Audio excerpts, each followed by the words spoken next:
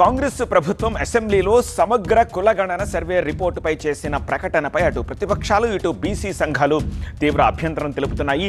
కులగణన survey report చరిత్రాత్మకమని, ఈ survey ద్వారా దేశానికి తెలంగాణ రోల్ మోడల్ అవుతుందని ఆశించిన కాంగ్రెస్ ప్రభుత్వానికి సర్వేలో బీసీల జనాభా గణనీయంగా తగ్గడంపై బీసీ సంఘాల నుంచి అనేక ప్రశ్నలు ఎదురవుతున్నాయి. ఒకసారి ఈ చార్ట్ చూడండి. 2014లో నిర్వహించిన సమగ్ర సర్వేలో 11% ఉన్న ఓసీ జనాభా కాంగ్రెస్ ప్రభుత్వం చేసిన కులగణన సర్వేలో ఏకంగా 15.79% పెరిగింది. బీసీలు ముస్లింలతో పోలిస్తే ఓసీ జనాభా ఎక్కువ ఎలా పెరిగిందని ఇప్పుడు బీసీ సంఘాలు క్వశ్చన్ చేస్తున్నాయి. ఈడబ్ల్యూఎస్ రిజర్వేషన్ ప్రకారం ప్రయోజనాల్ని కాపాడడం కోసమే ఈ సర్వే రిపోర్ట్లో బీసీ జనాభాను తగ్గించి ఓసీ జనాభాను పెంచారని ఆరోపణ చేస్తున్నాయి. ప్రభుత్వం నిర్వహించిన కుల గణన లెక్కలపై ఎందుకు ఇంత రాద్ధాంతం జరుగుతోంది?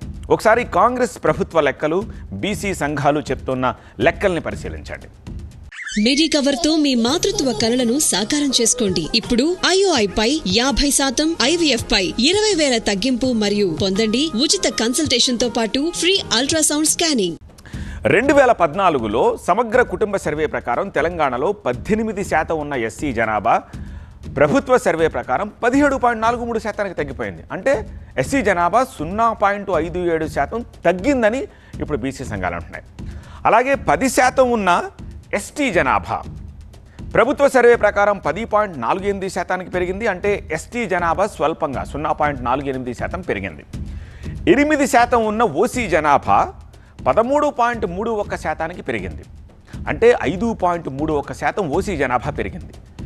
51% ఉన్న బీసీ జనాభా 46.25% తగ్గింది. ఇక 13% ఉన్న ముస్లిం జనాభా 12.56% తగ్గింది. 10% ఉన్న బీసీ ముస్లిం జనాభా 10.08% పెరిగింది. 3% ఉన్న ఓసీ ముస్లిం జనాభా 2.48% తగ్గింది. సో ప్రభుత్వ సర్వేలో బీసీల జనాభా తగ్గి ఓసీల జనాభా ఎలా పెరిగింది అని, జనాభా పెరుగుదల సగటు అన్ని కులాల్లో ఒకేలా ఉండాలని, ఓసీలతో పోలిస్తే ముఖ్యంగా సహజంగానే బీసీలోనే జనాభా పెరుగుదల ఎక్కువ ఉండాలని చెప్పి, కానీ ప్రభుత్వ సర్వే లెక్కలు దీనికి విరుద్ధంగా ఉన్నాయి అంటున్నాయి బీసీ సంఘాలు.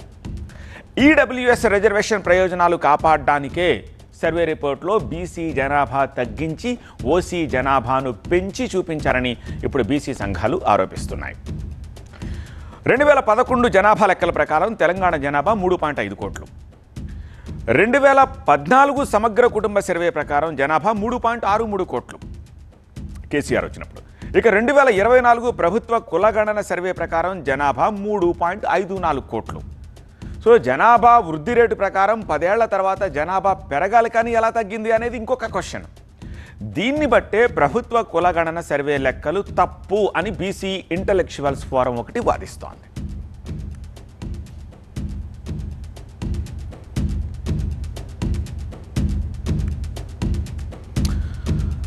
తెలంగాణ ప్రభుత్వం కులగణన రిపోర్ట్ని సభలో ప్రవేశపెట్టింది. దానిపై పార్టీలు వాళ్ళ వెర్షన్స్ వినిపిస్తూ ఉన్నాయి. ఇప్పటివరకు మార్నింగ్ నుంచి ఆ లైవ్స్ కూడా చూస్తూ ఉన్నాము. ఇంతకీ రిపోర్ట్ సరే, మరి వాట్ నెక్స్ట్? దీనికి సంబంధించి మరింత సమాచారం అందించేందుకు మా ప్రతినిధి ప్రభాకర్ ప్రస్తుతం మనకి లైవ్లో సిద్ధంగా ఉన్నారు. ప్రభాకర్, సో ఇప్పుడు బీసీ సంఘాల వెర్షను, పాత డేటా అండ్ బీఆర్ఎస్ చెప్తూ ఉన్న ఒక లెక్కలు, వీటన్నిటి మీద ప్రభుత్వం పునరాలోచన ఏమైనా చేసే అవకాశం కనిపిస్తోందా?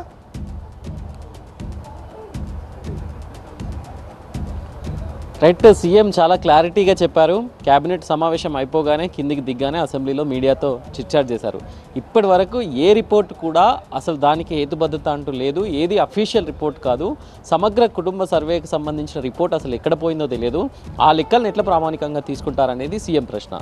సీఎం ఇప్పుడు చెప్పారు, ఇప్పుడు అఫీషియల్గా రివ్యూ ఇప్పుడు సర్వే చేసాం మనం. దాంట్లో వచ్చిన లెక్కలన్నీ కూడా ప్రామాణికమైనవి, చాలా హేతుబద్ధంగా చేసినవి, అధికారులతో చేపించినవి.